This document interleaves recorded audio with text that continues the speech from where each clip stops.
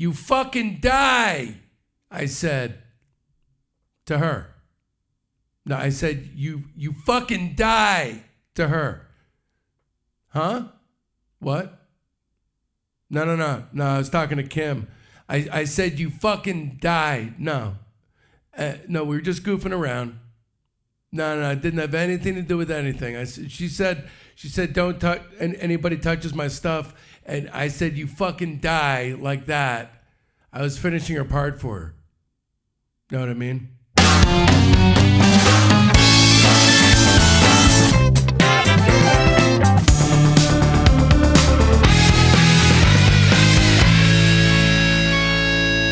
Welcome to Discograffiti, the music podcast that delivers the objective truth about the entire discography of every single artist and band that ever existed.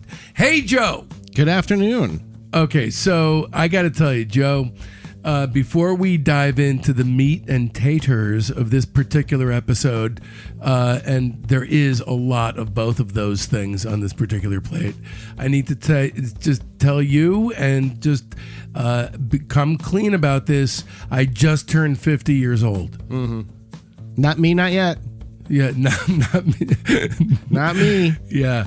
I'm still in my 40s. You soon, bro. You're going to be diving It seems off that pretty cliff. far away. I got to tell you. Still have 2 months. So yeah, that seems... the honest truth, and I haven't talked to you about this, I don't think really, is that it wound up being, there's definitely, it's been a great week, the whole week, but definitely reflective. Mm-hmm. It definitely feels like I'm going to die any second. Oh, you just feel like that way just now? Oh, sweet. I feel a lot better. Are you saying that gets worse? I've been doing that pretty much since I was like 16. Yeah. But it really, I'm generally a very congenial birthday dude kind of guy. But this one was just like, whoa, like saucer eye emoji guy. Yeah. You know that guy? Uh-huh. I'm kind of an anti-holiday. I'd rather not do any of it, to be honest. Yeah. You strike me that way, too. I wish everybody would just forget. Even your call to me felt reluctant. I don't mind that so much. I really don't like being the center of it when it's like my day. Yeah, I understand that. Okay, enough of that crap. I don't want to talk about the fact that I'm definitely dying any second. Hey, you know what Zimmerman says? What? He who isn't busy being born. Get busy dying. That's right. Yeah, man. I don't think he says get busy dying. I thought he was urging. I thought he was hastening. I think it's is busy dying. Is busy dying. Yeah. All right, back to business, guys. All right, everyone, you all need to know just how seriously we take this shit.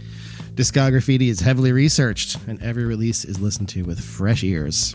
And we're not just covering what you think we might be covering, what every Johnny-come-lately covers, the albums. No, we do a searingly honest and thorough analysis of all EPs, singles, comp tracks, solo work, bootlegs, and notable appearances on others' records.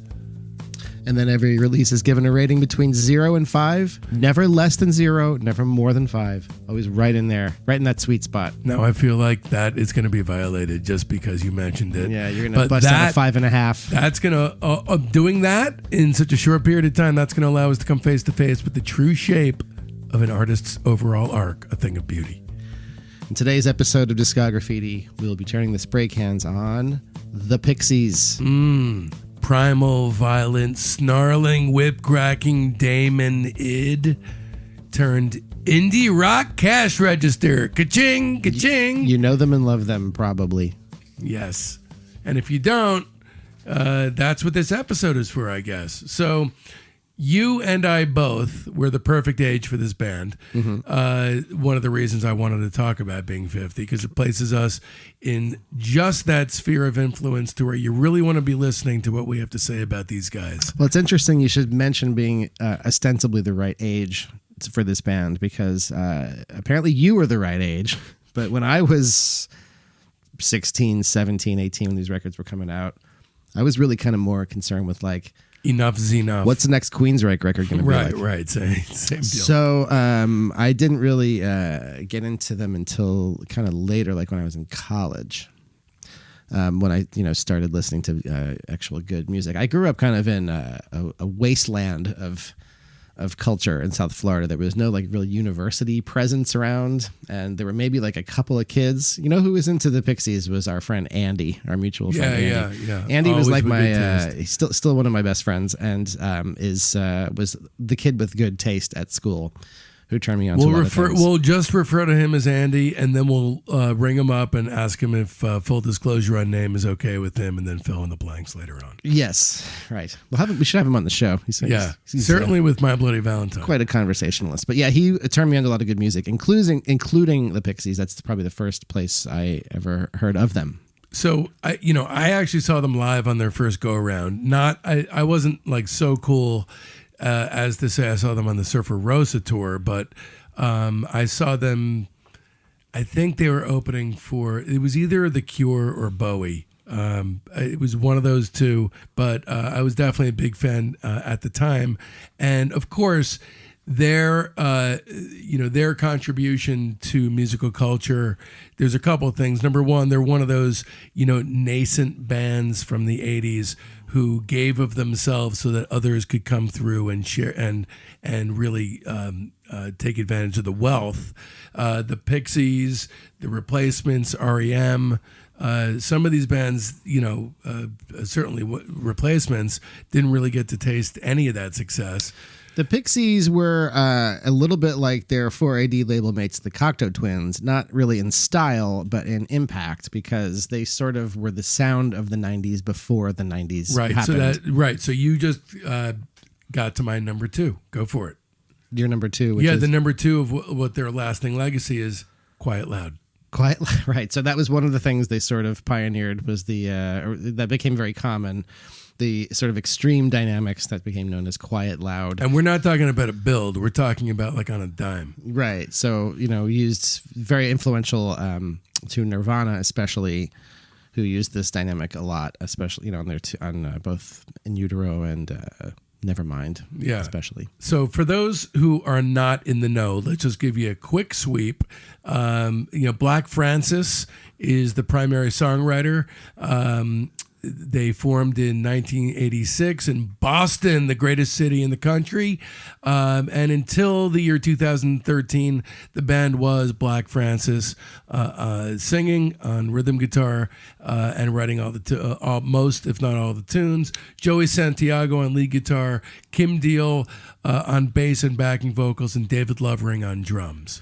And it was not long from their inception as a unit to making amazing music. It didn't take them long to get it together and to start. They're one of those cementing weird their bands. Legacy right away. Yeah, they're actually one of those weird bands that, like, right out of the gate, created a Rosetta Stone that was kind of perfect unto itself, and they kept pulling from this thing throughout their entire careers. So actually, I think they, kind of came out of the gate fully formed. Well, they're the kind of band that, they had their priorities straight from a very early, right. It was really, They knew who they were. They didn't go through a phase where they had to regurgitate influences. Yeah. Well, they didn't have a gimmick. They didn't look like a certain sort of thing. Their strengths were their quality as musicians and the quality of the songwriting. Yeah. And also just the sort of appealing personalities of both Frank Black Francis, I guess we'll refer to him here, and Kim Deal. They're just smart and talented people making tasteful music and making good choices. So that's kind of at the core of what they do right from the beginning. Also, they have a great visual aesthetic. Those particular four people have a really good visual aesthetic. Yeah, I mean, also there's sort of a confidence and kind of a swagger to what they're doing, and they have that thing that's certain. We've talked about this before on the show. That certain kind of thing that clicks into place when the right group of people get together. Right, and right. You really need, as it turns out, you really do need all four of them. Let's talk about how that particular group of people came together. So it was, the core was you had Black Francis, whose name is Charles Michael Kittredge Thompson IV, and Joey Santiago. The two of them met when they lived next to each other while they were at the University of Massachusetts Amherst. The two of them enjoyed a nice jam or two together. Black Francis went on a student exchange trip to Puerto Rico, studied Spanish, thank God for us, and things did not go well. He came back to Amherst after 6 months, dropped out of school, and in 1984, the two of them worked in a warehouse in Boston. Black Francis composing songs on acoustic guitar, writing lyrics on the T. They formed a band officially in January '86, and then 2 weeks later, the famous advertisement. Black Francis placed an advertisement seeking a bass player. An advertisement. Seeking a bass player who liked both the folk act Peter, Paul, and Mary, and the alternative rock band Husker Du. Probably had one of those little tab thingies you pull off. I love those. Love those things. The only person who responded was Kim Deal. And she arrived at the audition without a bass because she'd never played one before. She joined the band. Then she recommended her sister Kelly, her twin sister Kelly, to come audition. That didn't work out. David Lovering did. All of a sudden, they were a band. Right? That's right. So that's the basic what gist. did wind up happening fortuitously for them is that they were noticed by a producer named Gary Smith, who was a manager at Fort Apache Studios.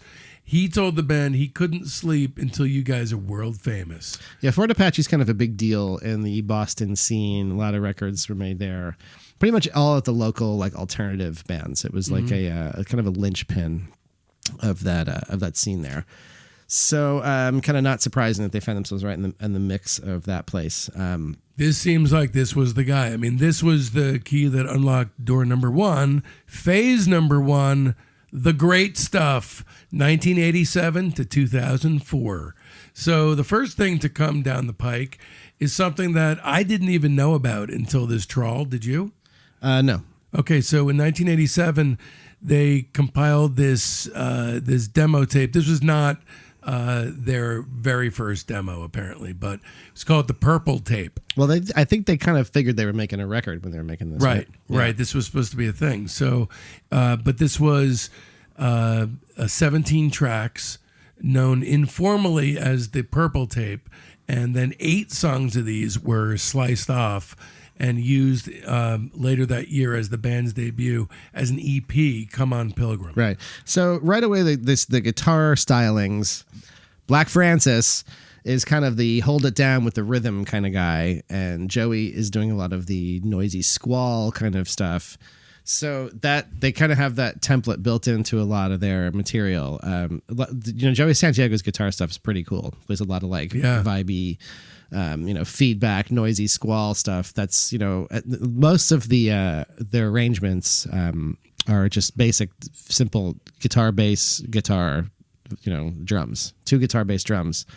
So when they play live, they can make it sound exactly like the record. Everything was pretty well worked out, very well arranged. They had their shit together at a very early, very early stage. What's kind of interesting this early on is that the first few things, when they bring on different producers and nudge the different sides of their personalities, it really affects the material. Yeah. So this is kind of the most straightforward. This is the most demo-ish in quality.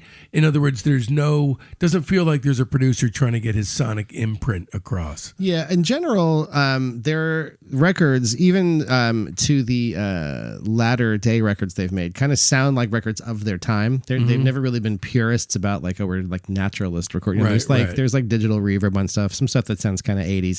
In their case, it's sort of like adds to the ambiance of it.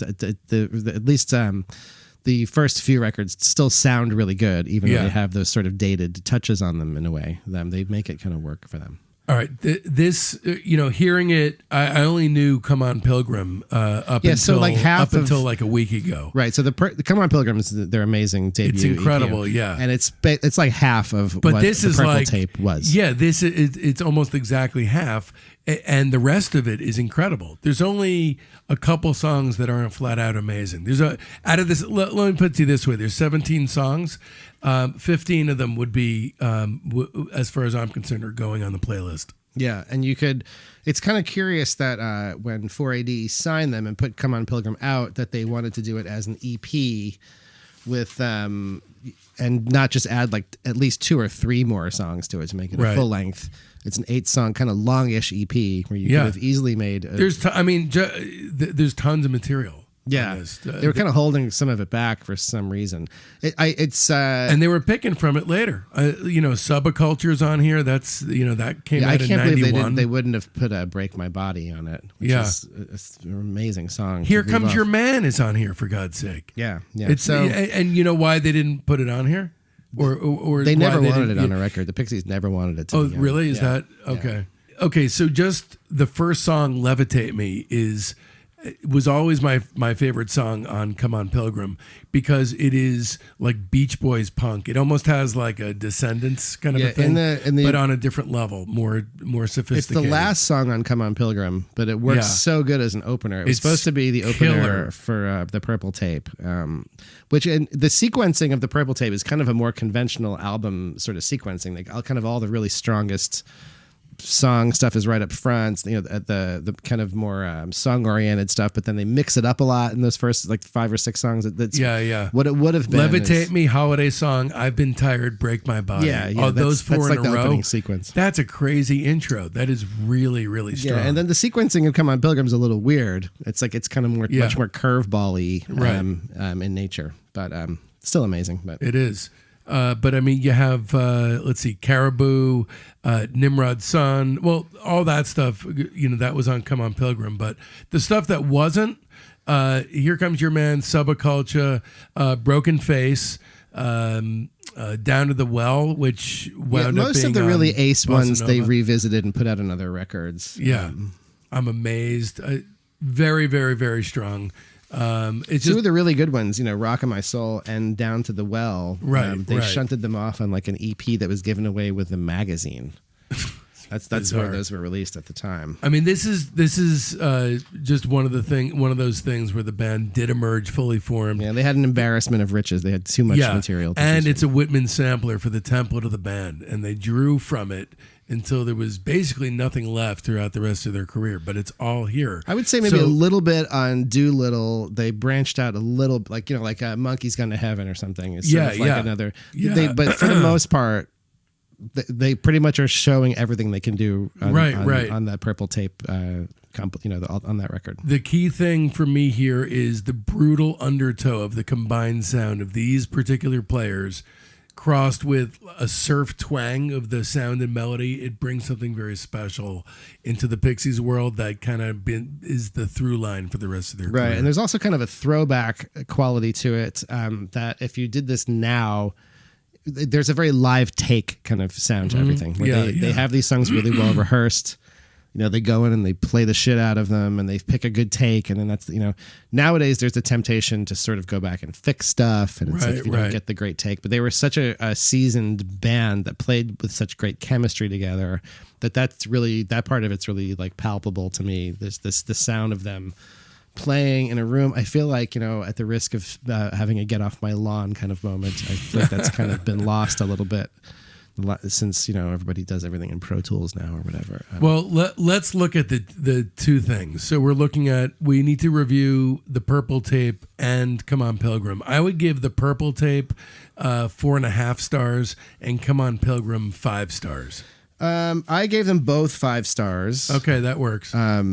This whole first phase of their career is pretty stunning. It's pretty spotless. It's stunning. It's very easily could have been a 5. I just knew what was coming down the pike right around the corner here. So, all right. So Surfer Rosa, 1988, produced by Steve Albini, and sort of a template in a domino effect thing that started with Surfer Rosa, right?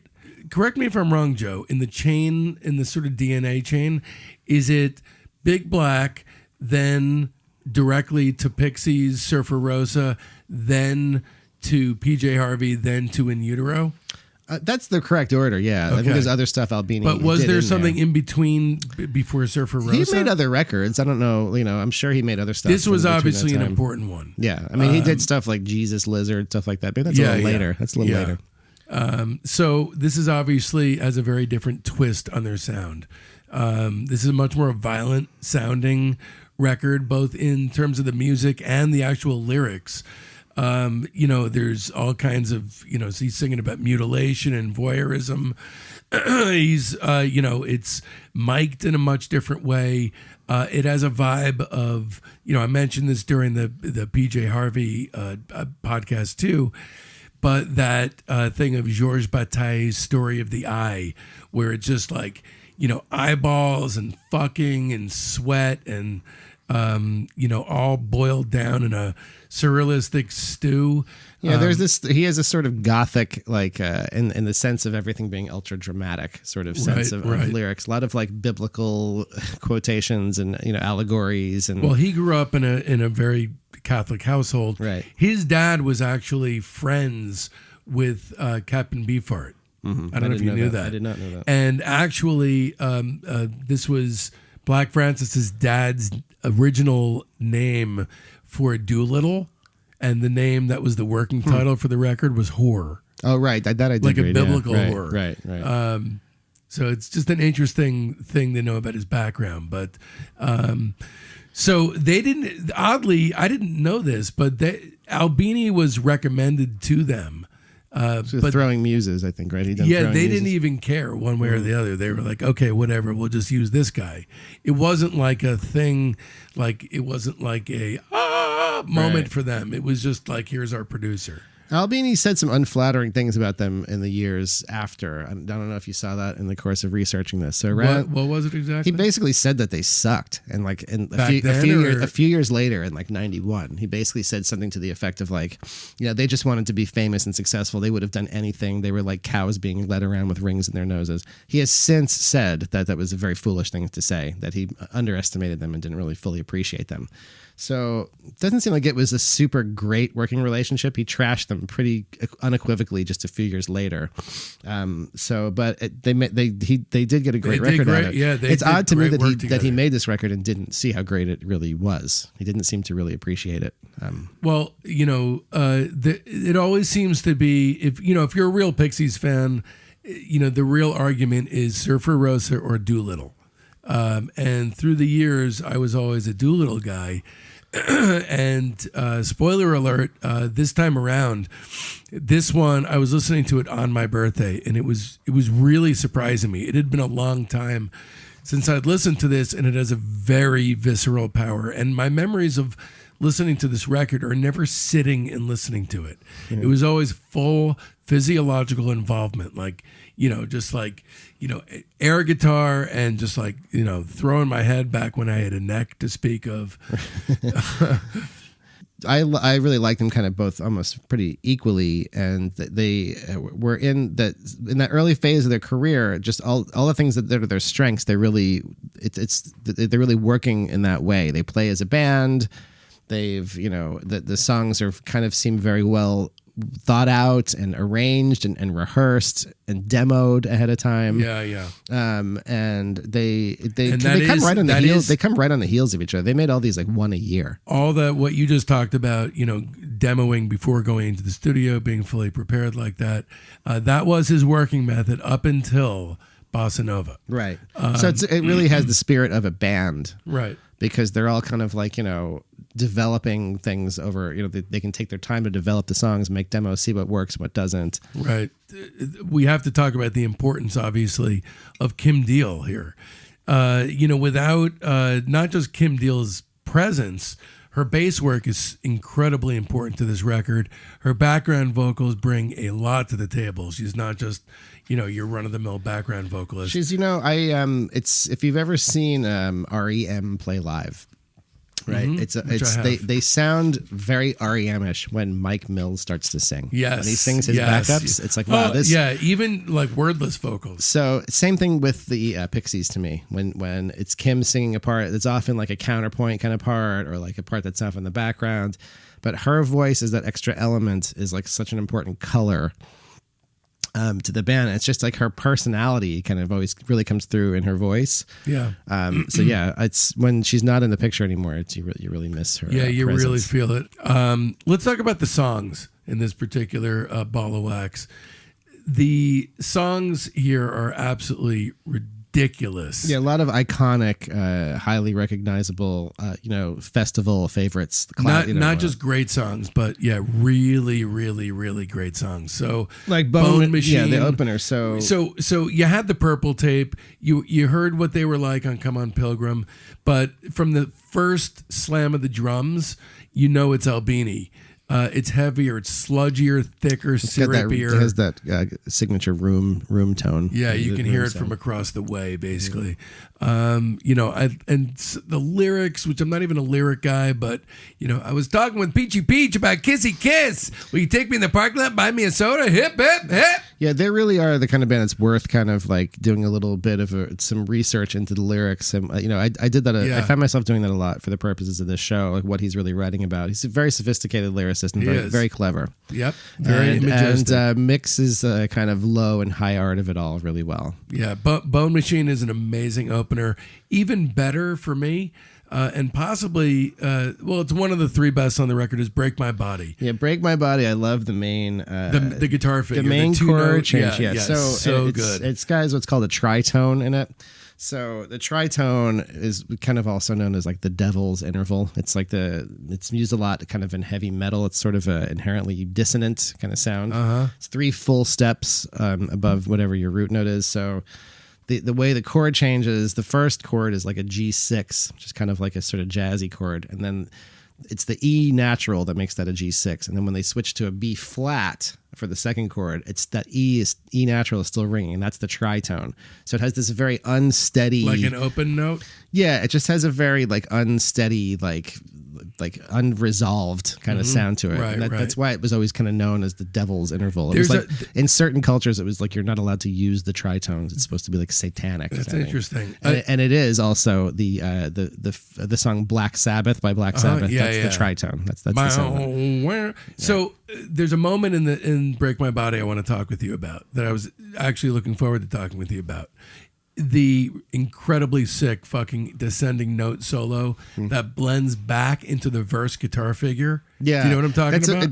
The whole song. What in the fuck? It's very sophisticated so harmonically. Cool. The whole song. It's it's dissonant and all, but they really use dissonance. So pleasing. Yeah, though. they use dissonance in a way that's really original. That it really is. It's such a key to their sound. There's a lot of like chord changes that they'll do. A lot of it's in the writing. It's in Black Francis's writing. They'll make a chord move that sounds like it's like going to be a typical move, but then it's just a half step higher. Right. There's always a little bit of unexpected dissonance and tension. And then one thing that they do very, very well is the whole screamo thing. He's a great screamo guy. Yeah. The next song, Something Against You, could be my favorite on the entire record. It's just fucking brutal. There's the whole run of songs from like Gigantic, River Euphrates, Where Is My Mind, the whole mid-album run of like it's at such a high point. It's just everything. No, because it doesn't end. So let's just list them. It's after that Broken Face, Gigantic, River Euphrates, which is what could be the most evil sounding, nasty, howling rock and roll song on the entire record. Gigantic is so great because it's so subversive. Yeah. It's sort of this like the gigantic penis. It seems like it's at the very minimum a song about a gigantic penis. See, I never really listened to the lyrics. And it's very subversive, very naughty, clever lyric. Gigantic, a big love. I think she says. Big love, yeah. And then Tony's theme, I love. Oh my golly. Super intense. It just reminds me of Mexican jumping beans, the way that their songs move. And then at the end of that, you have that "You Fucking Die" spoken word section that I referenced in the cold open. Vamos, I'm amazed. There's no bad songs on the entire thing. Where Is thing. My Mind is maybe their most well-known song. I think that has the most Spotify streams. It's become synonymous with creeping dread and is a cottage industry in itself with regard to being needle dropped in movies. Yeah, that song is also endlessly imitated. I feel like Today by the Smashing Pumpkins is kind of that kind of song. The Sweater Song by Weezer is another one very influenced by Where Is My Mind. Sounds great at a festival. The whole audience sings along to it and stuff. What I had in the early 90s was a CD that had Surfer Rosa and Come On Pilgrim on it. And man, did that get a lot of plays. Yeah. Surfer Rosa is a stone cold classic. Any self-respecting music fan has it in their library. It's a hard 5. Yep, 5 stars for me. And then moving right along, we're still working at a furious pace here. In 1989, we have Doolittle. Although it is probably their most accessible album, it is also probably their most brutal and violent record in a weird way. A lot of people think it's their best. And one odd thing about the sales figures for it is that it has continued to sell at a very strong rate over the years nonstop. Yeah, this is probably their most well-known record because it just became platinum in 2018. Right. I saw them play this in its entirety, the reunited lineup of it, but with Kim Deal. Oh, that's cool. In probably 2009 or 10 or something. Nice. And it was great. They played the whole album, and then they're done, and they play an encore. I think they played Gigantic for the encore, and then maybe in a couple other songs. And then they called out, I remember, Black Francis called out another tune, and she made the hanging myself gesture. Yeah. She really didn't want to be jamming anymore. Which said a lot, really, about the whole scenario. Yeah. That was the tag end. It got grim after that, but yeah. we'll get Doolittle, to that. Gil Norton comes on as producer. Yep. So starting a long association with them. He's Gil Norton's made a million records. He was kind of most known at that time for having done Killing Moon by Echo and the Bunnymen. What he really brought to the table, from what I've read, is the tension that was set up. This is what Black Francis said. Gil Norton was always trying to get them to be more commercial, okay? And he always wanted to increase track lengths because they were coming in with these super short songs. And eventually, Black took Gil Norton to a record store where he jammed a copy of Buddy Holly's Greatest Hits in his hands, with, of course, every song being about 2 minutes, and said, if it's good enough for Buddy Holly... ... Right. So I think Gil Norton also is doing a little bit of cleaning up of their sound. Doolittle is a little bit more kind of separated in the mix. It's a little bit more of a sort of clean sort of mix. There's kind of digital reverb on it. It's a good sounding record. Sounds great, I think. I think it has a little bit of 80s-ness to it, but that one has held up quite well. I can't really pick it up very well.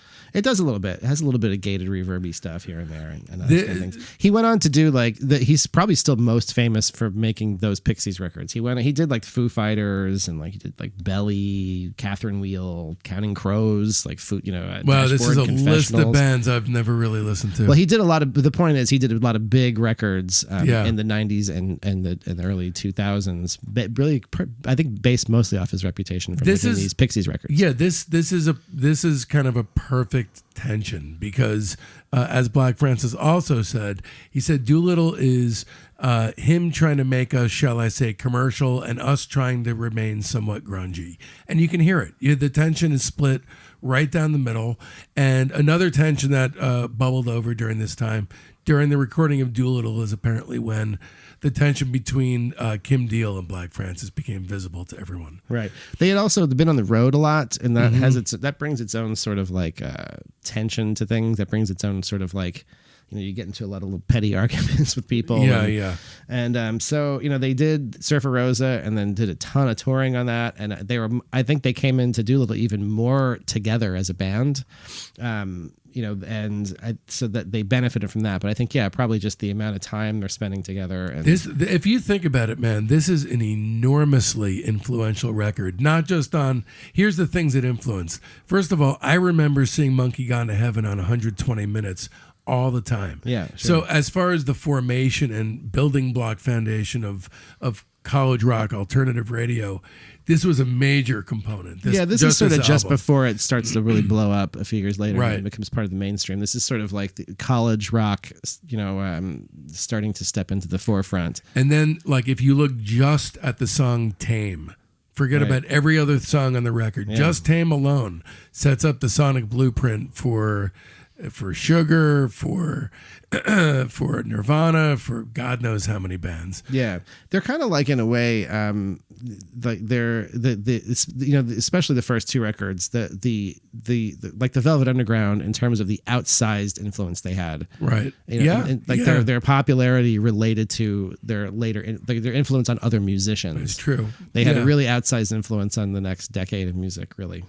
So if I'd like to train the magnifying glass all the way the motherfuck down on this one, let's talk first about the opening triumvirate. To me, it is probably the peak Pixies. It to me has not gotten better than this or was ever better. First was probably my favorite Pixie song of all time, Debaser. Yeah, which is the platonic ideal of a Pixie song. It really is. Number one, you have the ultimate screamo. Number two, it's got the great energy of them playing. It's a great ensemble playing, great parts. It's one of the perfect opening songs an album has ever had. Plus, the lyrics are about Louis Buñuel. I mean, you don't get any cooler than that. And plus, you have like a party song about Louis Buñuel. It's interesting talking about the lengths of the songs here because pretty much every song is under 3 minutes on this record. I think there's one that's maybe 3:30 or something. And most of them are like 2. Right. Yeah. It's almost guided by voices. They make their point and they get out. And I think that's a big part of the appeal. Most songs that are really great 2.5 minute songs aren't going to be better if you make them 4 minute songs. No. Gil Norton notwithstanding. Right. All right. You got Debaser, Tame, and Wave of Mutilation. That triumvirate right there is incredible. But honestly, there's not a bad song on the entire record. Even the sort of more throwaway ones are really interesting. Like, the ones that are kind of like the sort of punky little rave ups, like Crackety Jones. Crackety Jones is great. Yeah, no, they're interesting and they play them so great. Even La La Love You, which is definitely a throwaway. Mm-hmm. It's more of a skewering of a love song kind of a thing, and David Lovering is the one singing it. Right. But even that earns its place on the record. You have more quiet, loud spectacularness with Number 13, Baby. That's a sleeper tune. That's one of the better, kind of not as well known Pixie songs. I think Number 13, Baby. And There Goes My Gun is probably the best song on the second side. First side is probably a little bit more mind blowing in terms of the one after the other classics. Yeah. Great closer too. Gouge Away. Gouge Away is amazing. Totally lethal sounding, and it's pretty apt lyrical summation of the violence and dynamics of the band as a whole. Yeah, so the staying power of Doolittle is really undeniable at this point. Yeah, I mean, it's a foundational record. It came out in what, 89? 88. So it's 88, but really it's like 1992. They're just there before everybody else. Right. This is what things sounded like, 4 or 5 years later. Yeah. They got there first. This is the gold standard for the Pixies. It is ridiculously influential. I know that I played the living shit out of my cassette, and then I played the living shit out of my CD, and I am currently playing the living shit out of the invisible MP3s floating around the cloud. Here Comes Your Man. It's another one on this. It's a great song. He wrote it when he was 14, and they were never really comfortable with it. They always called it the Tom Petty song. They referred to it. That's so funny. And they had to be really talked into putting it on the record. It's so funny to me how punks always needed validation that something wasn't too catchy in order to proceed with it. Yeah. They're such funny little people. Anyway, growing up in my house, this was in constant rotation along with myself and my sister. Hard 5. What do you give it, Joseph? Yeah, 5 stars. So they have 5s across the board for me. Up so far. Yeah, and then in 1989, no albums come out, but you have the amazing back when compilations could be amazing, and you didn't just have one great act and a bunch of bands that would be split up in a week or two, but the Neil Young Bridge compilation from '89. Their contribution, a cover of his song Winter Long, is a 5-star. Incredible song, goes on the playlist. Check out the playlist in the show notes, folks. You'll find it in there. Yep, that's a good one. They did a couple of those, right? Didn't they do another Neil Young? After that comes later. Yeah, they did the song from the first album. I've been waiting for you as a B-side. Right. Nothing really to write home about, but it's certainly an odd choice for a cover from him. Yeah. In 1990, they entered the decade kind of on a weird note. Now, I do want to mention something. All the references to the violence of the band and the violence of the lyrics is now a proposition that's in our rear view. Yeah, so we didn't really touch on it, but there's also kind of several songs about incest That's kind of a running theme, that whether they're either directly or indirectly about that topic. That's another kind of disturbing kind of theme that comes up a lot comes up several times in the first couple of records. Right, but now Break My Body in particular is one. It's weird, but as soon as we get to Bossa Nova, they sound like a college rock band. They no longer sound like, and by the way, I'm not dissing it. I'm just saying that they no longer sound dangerous. Yeah, this record I never really got into, and it didn't really floor me on this listen either. Their process changed quite a bit, where they're writing it. They wrote it kind of mostly in the studio, and I think it suffers for that a little bit. Right. So I don't feel like they have the really inventive sense of like arrangements and the same kind of like personality to there were all more straightforward. There were all kinds of differences here. They were no longer in Boston in January 1990. They did this in L.A. Yeah, they moved out to L.A. and Kim Deal stayed in the U.K. to record the Breeders' first album with Albini. Later met them in L.A., but I'm guessing that couldn't have helped. But they were out in L.A. doing this. Black Francis said, so I was writing lyrics on napkins 5 minutes before I sang. Sometimes it's good, sometimes not. That's just the nature of that songwriting. They were staying at the Oakwood Apartments. Do you know what those are? So the Oakwood Apartments are like in like Burbank, Studio City. There's a few different locations, and they're meant for people who come out here to like work on a movie, or come out here to work on like a TV show or something for a short time. They're usually, and so they lived there, and then the band White Lion was there at the same time. Yeah. Wait, as was Garrett Morris from SNL was staying at the Oakwood Apartments. So that was like their hang. Awesome. That was their hang for a while when they were making Bossa Nova. Thank God. Yeah. That is weird. So another big difference is that, well, at least according to Santiago, Joey Santiago said that the band only practiced for 2 weeks, in contrast to the previous dynamic when the band would just be rehearsing constantly in Boston. Yeah, that's a pretty big difference. That's a pretty major difference in process. And you just get a lot less detail on Doolittle. Those little guitar lines are like also well worked out. Right. It sounds perfect. It was probably Every a lot of pieces in its there was place. probably a lot of trial and error to get to that. So Bossa Nova also suffers. The same producer, Gil Norton, but the sound suffers because it's very bright. It is very bright and tinny sounding. It is, and there's kind of more of a reliance on sort of like of the period kind of drum sounds. There's some kind of ugly sounds on this one to me. So this one is way more about vibe than it is about songwriting to me. This is their Alien Surfer vibe-based record. The problem mainly to me is that it just kind of sits there and doesn't leap out at you. Yeah, it seems like the palette of sounds got smaller. The songs just aren't there. The songs, yeah. Yeah. It is still part of their Purple Patch, but it's the worst one from their Purple Patch. But cherry picked, the heights are as good as anything they've ever done. And oddly, the openers and closers, notwithstanding Cecilia Ann, the openers and closers are the greatest heights they achieve here. So it's kind of a 7-10 split on this record. Rock Music and Valoria are fucking amazing. Yeah, Valoria is one of the real great singles. And then Stormy Weather and Javelina are fucking amazing. So yeah, Javelina's great. That's the best parts of the record is the beginning and end.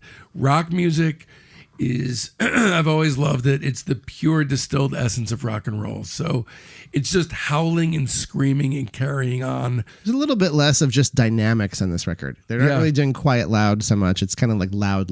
Yeah, loud. A lot of time, It's true. And not like you got to do the same gambit over and over again, but I think there's just sort of a little bit less of like, it seems like fewer things happen on this record or something. Yeah, and it's longer. It feels longer, more ambient, but not in a good way necessarily. Look, the best songs are going to be plucked and Valoria is a real gem. It has that kind of weeping theremin going along with it. Valoria is incredible. Like it was a romantic kind of song, it was the single and it deserved to be. Dig for Fire was as well. Yeah, Dig for Fire is almost like kind of a Talking Heads kind of thing to me a little bit. Yeah, it's super satisfying chorus. That's a good tune. Yeah, Anna's a good tune. Anna's a good tune. That one's kind of like as a little bit of a breather, very much like Black Francis style of like harmonically and melodically. Valoria is the obvious. That one's a real gem. But then Javelina is to me the uncovered gem from this one. Yeah, Valoria was kind of well known. It was kind of the single. Yeah, but Javelina, Stormy Weather, rock music. There's good stuff here. Check out the playlist. Hang Wire, you like that one? That kind of has a good like quiet loud thing. That's Hang kind of Wire's like that's okay. a little bit more like a Doolittle-ish kind of song to me. Yeah, this one, it left me colder than I was expecting. Yeah, this one I never really got into this one. I never did either, Yeah. but there was always stuff I liked about it, and I kept coming back to it because the vibe is pretty strong. Yeah. But the songs just aren't there. I give it 3.5 stars. I gave it 3. Okay. The only other thing they did in 1990 is they tossed a song offhandedly on Rubaiyat, Elektra's 40th anniversary compilation, a cover of Paul Butterfield Band's "Born in Chicago," totally run of the mill, 2 stars. I gave it 1.5. It's kind of just a basic 12-bar blues, not really. I do essential. urge you to super urge you to seek out the original, which is pretty incendiary. In 1991, I Can't Forget, a Leonard Cohen cover off of "I'm Your Fan," the songs of Leonard Cohen. This is kind of definitely worth rescuing off of our incredible playlist, which you'll find in the Spotify notes or on our website, discography.com. 3.5 stars for "I Can't Forget." I quite enjoyed this one and gave it 4 stars. And I think it's an improvement over the original, which was on the album "I'm Your Man," which is kind of a weird sounding record that I've never really been able to get into. Never could understand "I'm Your Man" either. But I think their version kind of rescues the song a little bit, and I think it makes it. It's kind of a snappy, like little punky little version of it. This one it's a good little was tune. surprising. Yeah. Never had heard it. Yeah. Okay, so in 91, they moved along to record Trompe Le Monde, which, externally kind of looked like Doolittle. 15 songs, shorter songs. This was recorded in Burbank, in Paris, and London. Produced by Gil Norton again. This was their last record before their breakup in 1993. Right. So and also the very last one to feature Kim Deal. Yeah, I think by the time, they were already starting to find these records difficult to make on Doolittle. As far back as that, I think they described the process of that record as not being very fun to make. And then I think even less so the Bossa Nova and Trompe Le Monde. They were kind of like starting to be a grind to make these records. They made them all kind of right back to back. So this whole run is from 87 to 91. I was buying these when they were coming out, and it didn't seem like anything was wrong with the band while I was buying and listening to this record. Yeah. But if you sort of zoom out, the lead single is a cover, and they're grabbing songs from the Purple Tape, which was, 5 years prior. There definitely were warning signs. And there's less and less of Kim as these records kind of go on. She doesn't even really sing very much backup vocals. There's none of her songs on this. And she's basically erased. A lot of people feel about this record as they do All Shook Down by the Replacements, which is that this is basically the first Frank Black record. Yeah, it's the first it's solo the first record. sort of de facto Frank Black record. Yeah, Yeah. It's sort of, yeah. I think you're getting a lot less of that band dynamic where, like, kind of. I do think this record's an improvement over Bossa Nova. I think they have. They have better songs for sure. And but not a massive improvement. Less so than I thought at the time. It's better sonically, and I think it's almost weird. There's it's better sort of songs. like the high highs are better probably on Bossa Nova. They are. The very top songs on Bossa Nova are probably better than the very best songs on Trompe Le Monde. Yeah, Trompe Le Monde has sort of a consistency to it, and it's more listenable. I think mainly because it's better sonically. But there's nothing that strangles you, and that's because here we are in the group's career. So this one always felt to me like sort of pop punk ready-mades. Mm-hmm. Very sharp melodies, very slick production. It definitely feels like a college rock record.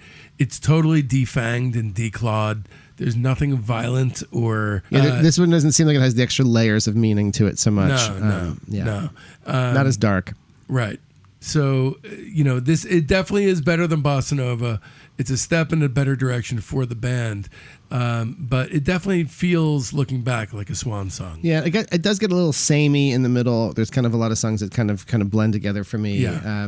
The first 5 songs out of the gate are really great. Yeah. The record loses its footing a little bit after that, but Trompe Le Monde, Planet of Sound, Alec Eiffel, Sad Punk, and Head On are really great. The best song on the album for me is Letter to Memphis. Yeah, it's that middle section, like Bird Dream of Olympus Mons.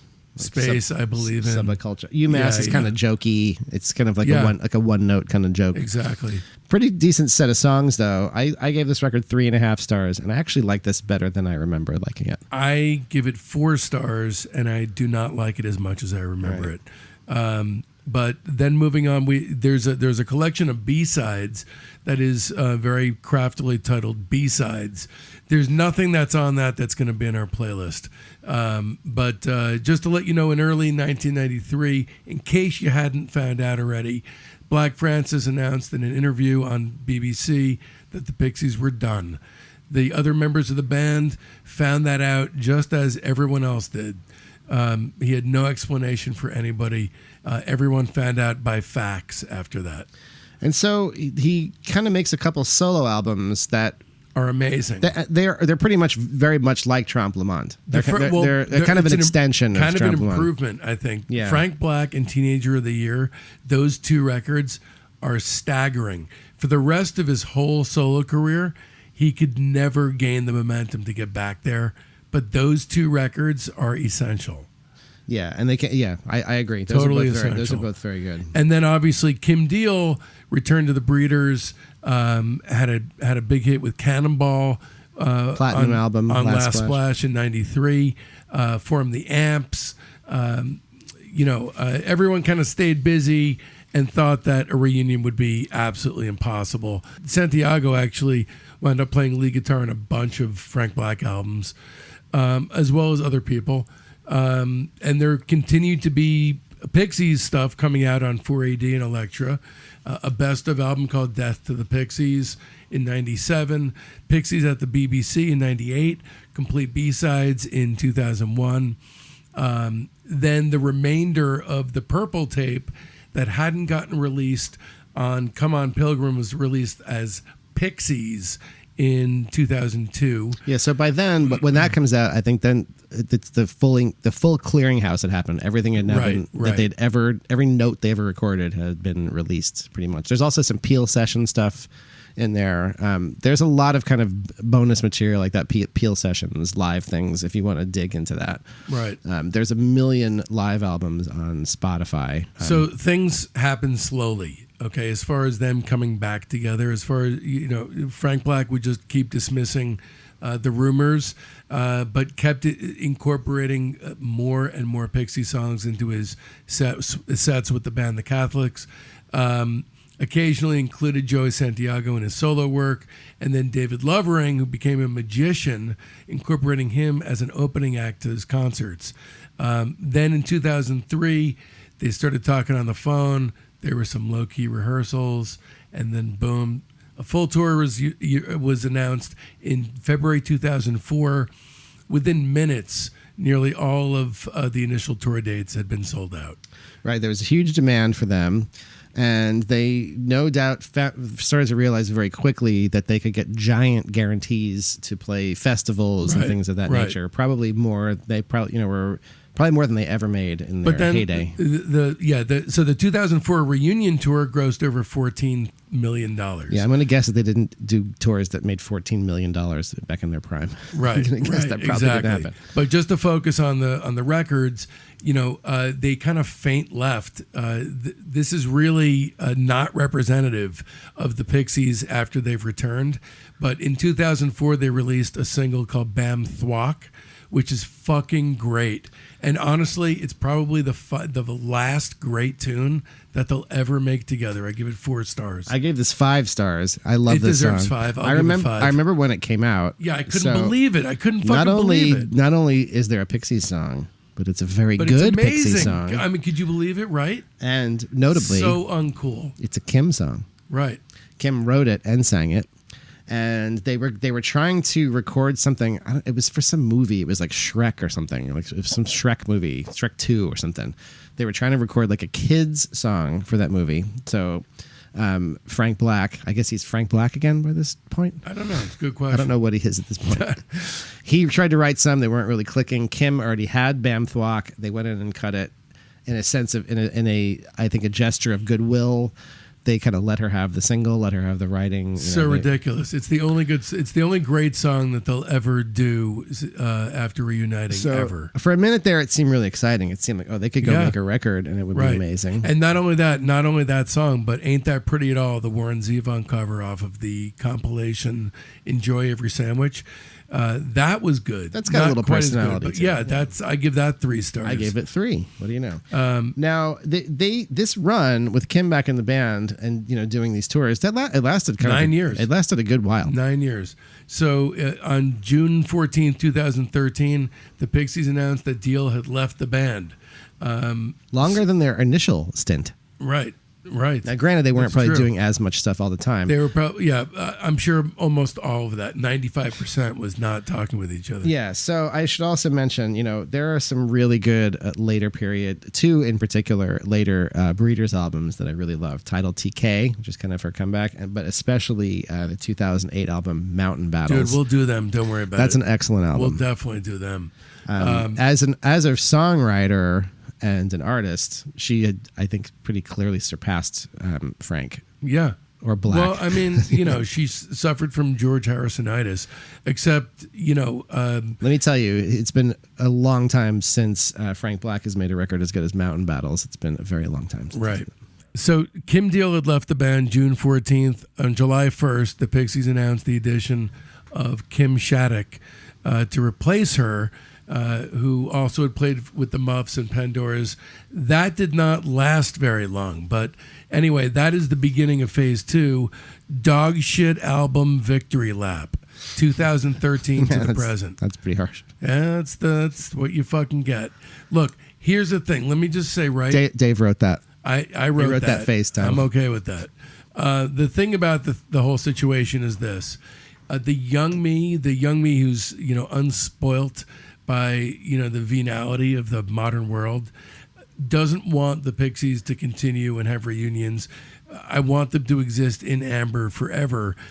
Obviously, that's not going to happen, and that's a beautiful thing. They get to cash in.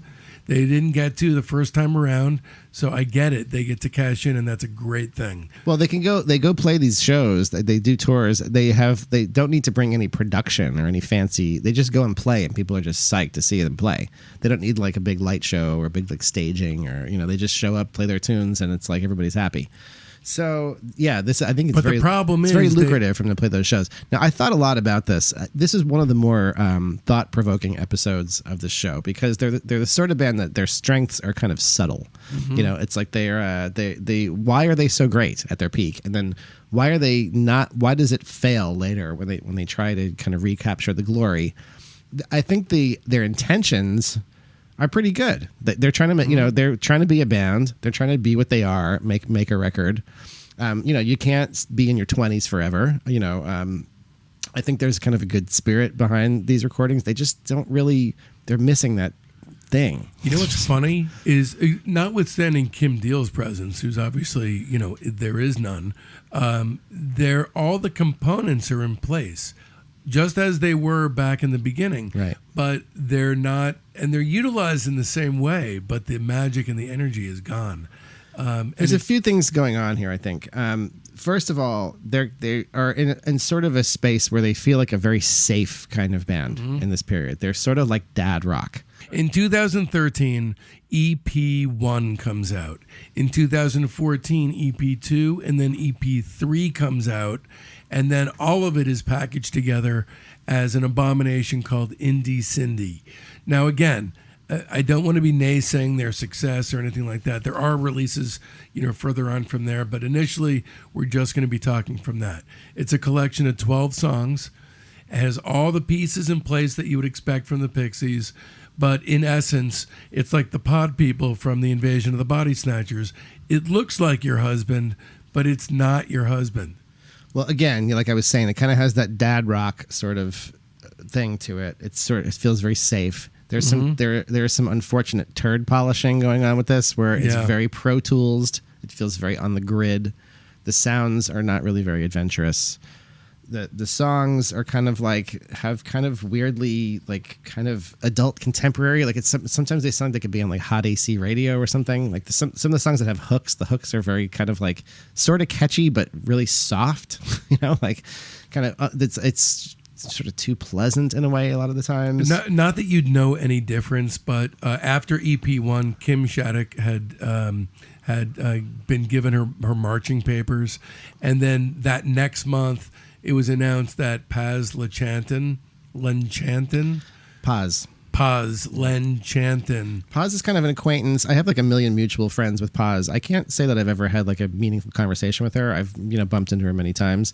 She's been around the scene in LA a long time. Definitely paid her dues. Played in a million different bands. She's a really good musician, and she can do Kim's voice pretty good. She can ape. She can, it's like watching Rich Little. It's a thing of astounding. Well, you know what it's more like? It's more kind of like when you go see Kiss. And they got a guy like wearing the Ace Frehley makeup. Right. It's not Ace Frehley, but right. Whatever, good enough. Yeah. It's kind of like that. You know what? I mean, all you need to know about these releases is the song Greens and Blues. I don't know if you know about this, but Black Francis wrote it with the intention of creating, seriously, quote unquote, a better Gigantic. Yeah, see, this is one of those ones and then that he goes on to describe something that would musically, emotionally, and psychologically sit in the same place that Gigantic has sat.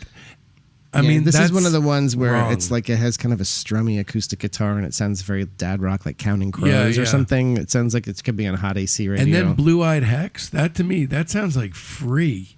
I mean, look, no slight on Free. They have some great stuff, but I'm not looking for cowbell or classic rock from my Pixies. There are sometimes where they do like fake Kim, kind of like like the song Bag Boy. Yep, that one has a very prominent really like fake EP3, Kim kind of. I think is the worst of the three. So here's I kind of just internalized these as Indie Cindy and all right, treated it that way. I treated them differently. 2013 EP1 I give 1 star, EP2 I give 1 star, EP3 I give a half star. I give the whole lot a 1.5. Well, you're much more generous than me. There was, let's see, I had one note of one that wasn't too bad, which is Magdalena 18. That one was my favorite. I'm squinting here. There's no, I'm squinting. Yeah, there's nothing I like off those. What about Andro Queen? You know that one? I like nothing. That one's the worst one. Andro Queen is very bad. I listened to it all. Trust me. That kind of has like an auto-tune vocal going on. I think they use that for everything. It's like, actually.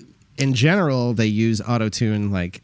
I can definitely detect pitch correction on this album a lot, tell. But that one they use it like in the Cher kind of way. Right. They use it in like the T-Pain kind of way.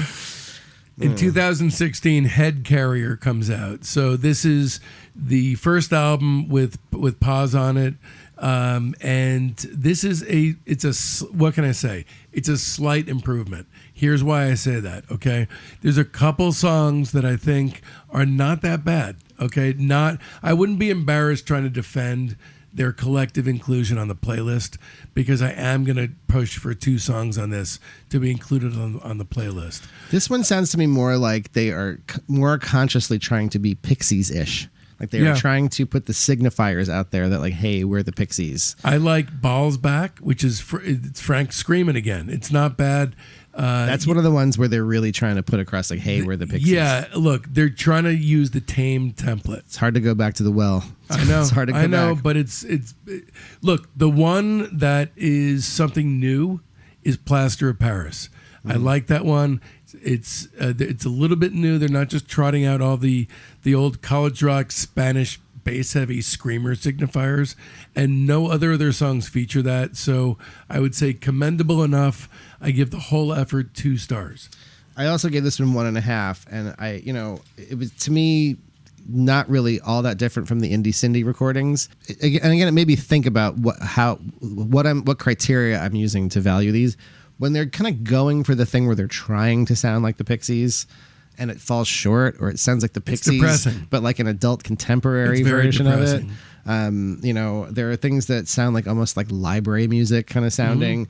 That to me isn't really a whole lot of an improvement over an Indie Cindy. Most of the songs don't really work, but it's not so much like they're referencing their own past. I try to remove myself from this. Like I don't want to judge these records based on the band's own past. I want to try to judge them on their own merits. It's harder to do that when they're consciously trying to remind you of their own past. Right. When they're writing with those reminders in mind, Right. then you can't divorce yourself from it. It's also the same thing that if you actually follow U2 this late in their career, you find yourself struggling with, because when they're attempting to be adventurous and stake new terrain, you get something like No Line on the Horizon, which is, it's a very embarrassing attempt to be experimental. Like there's one tune on this record called All I Think About Now. You know that one? That's kind of like a very obvious rewrite of Where Is My Mind? Mm-hmm. And again, it's just sort of like, it's kind of cringy.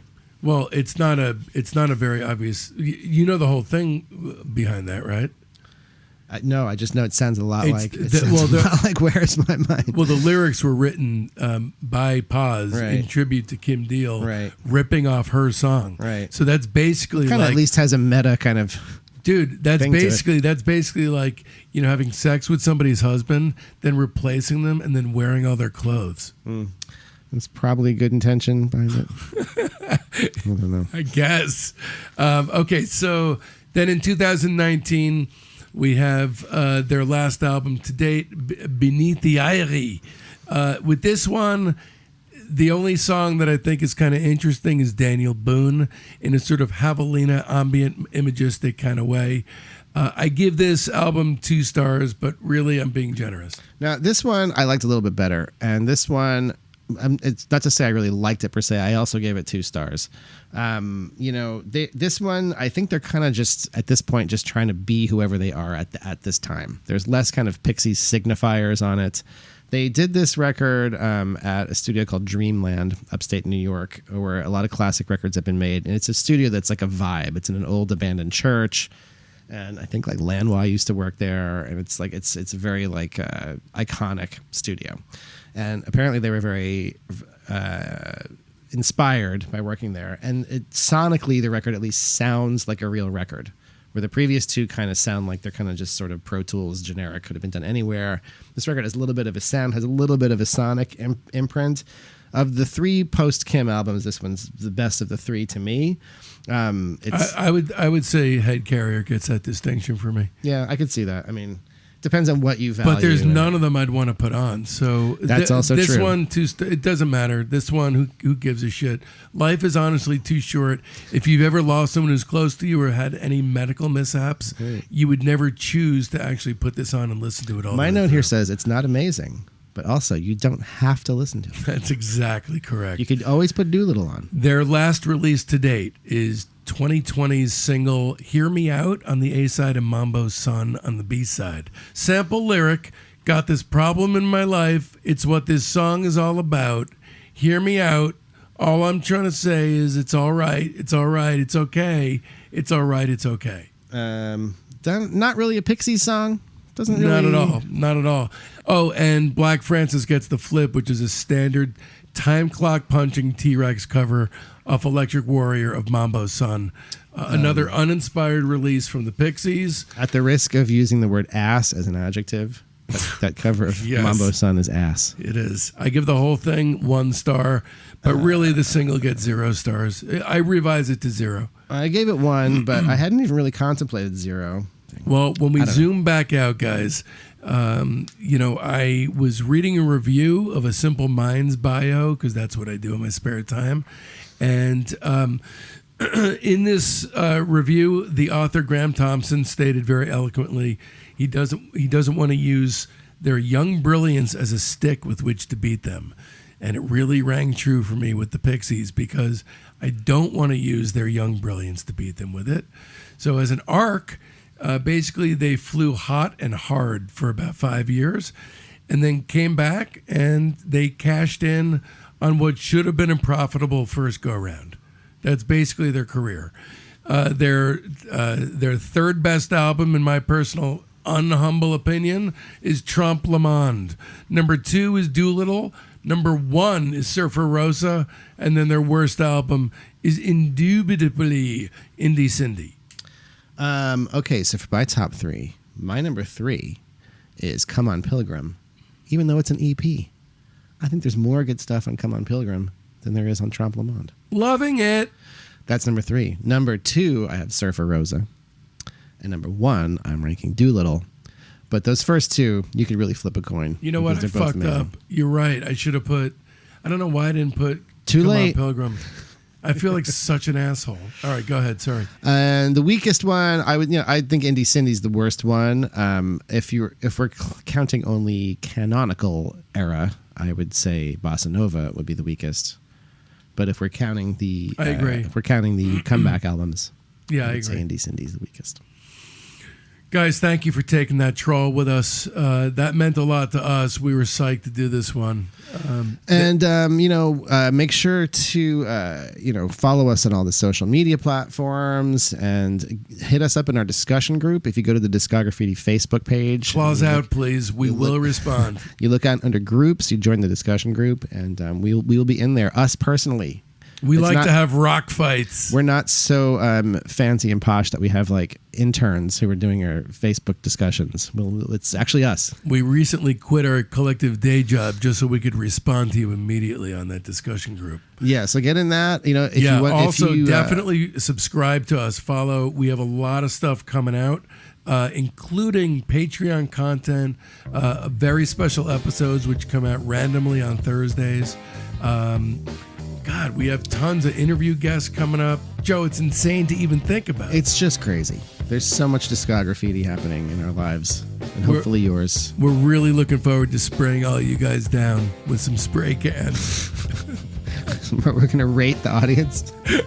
Yes. Actually, why don't you guys rate us? That's another thing Please. you can do. If you want to go to your podcast platform of choice and give us a rating, we would humbly hope you give us 5 stars. We look forward to it. We'll see you next time on Discography. Discography.